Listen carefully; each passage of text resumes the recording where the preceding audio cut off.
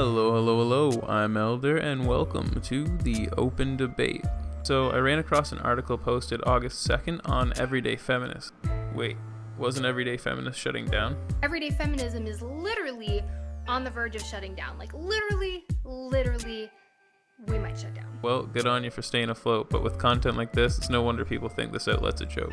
The article's entitled, "Should Light-Skinned People of Color Voluntarily Exclude Themselves from People of Color Spaces?" What do you even mean? Like, safe spaces?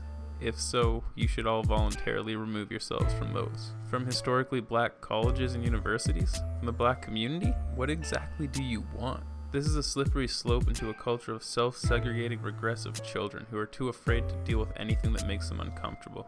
Let's just get into the article. Shouldn't light-skinned people of color voluntarily exclude ourselves from people of color spaces?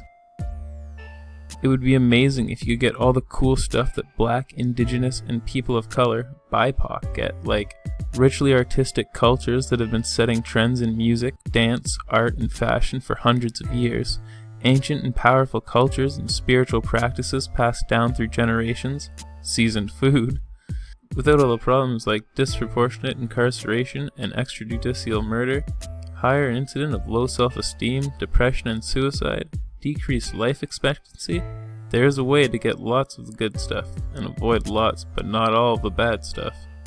Really though, don't get mad my fellow light-skinned or white-passing BIPOC. I'm not saying that we don't face many of the same problems as other BIPOC, but it's ridiculous to deny the fact that our experiences are easier than darker-skinned people's. There are too many concrete statistics to the contrary. We'll get back to those concrete statistics. To be fair, us light-skinned and white-passing people cannot just snap our fingers and nullify colorism. We cannot return our privilege to the privilege store. They define colorism as when black people are basically racist to other black people for being lighter skinned. But there are some things we can do to address our privilege, like not automatically assuming that we are entitled to be in all BIPOC spaces all the time. Are separate spaces based on race racist? Yes. Dig, if you will, the picture. A group of gazelles gather by the watering hole to strategize about how to avoid being eaten by lions, also just to kick it and admire each other's stripes and horns. A group of lions gather on the plains to strategize about how to catch and eat gazelles more effectively also, just to play around and golf and talk about wealth management. Lions find out about gazelles gathering together and get very upset.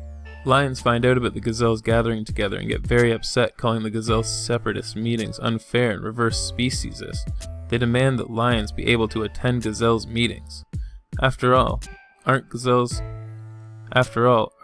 allowed to attend lion meetings? It's just a coincidence that gazelles who attend lion meetings sometimes get mauled and eaten. You think I'm being funny, but I'm not. No one thinks you're being funny.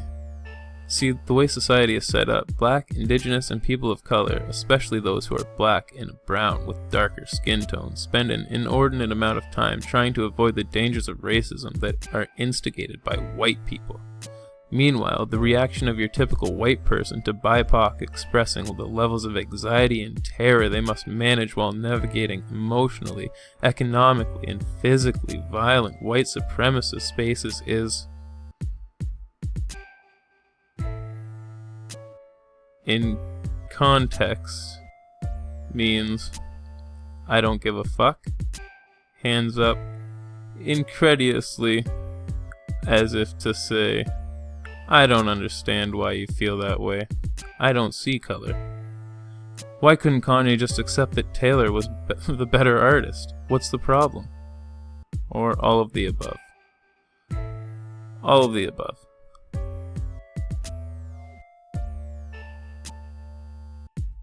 And it just keeps going on, crying oppression for paragraph after paragraph. I would honestly hate to be part of this mindset. You would constantly be walking on eggshells, feeling as though you'd never be good enough for anybody. Well, let's get back to those concrete statistics. The link brings you to another article on everyday feminism, and it begins with a personal story, and leads into oppression, cry, oh no, oh me, oh everything's bad.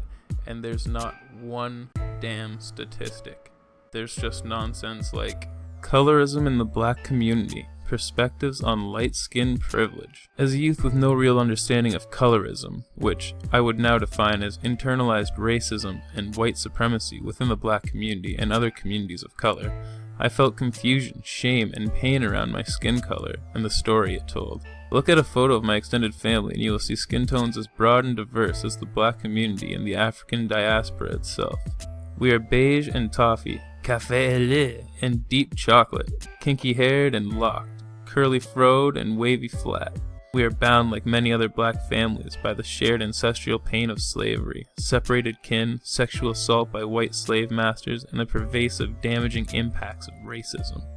And, as I came to learn, our experiences of race, racism, and community vary greatly by our skin tones and other intersectional differences.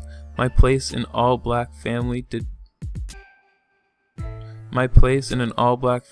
not and does not guarantee that their oppression is my oppression. Things like, presently, ghosts of the brown paper bag test continue to haunt us when images of lighter-skinned black folks continue to dominate the media, even amongst those that feature all-black casts, performers, and celebrities. But not one statistic. So, do I think light-skinned people of color should voluntarily exclude themselves from people of color spaces? Well, personally, I don't feel as though you should be there in the first place, but no. If you're going to work towards fighting oppression, you may want to start with internal problems, meaning within your own communities. Yes, black people can be racist, and a lot of times towards each other. If you can't even work together with the people that support you, how could you ever fight an oppressive force that could care less about how you feel? Figure it out. Left is slowly cannibalizing itself. Get out while you can.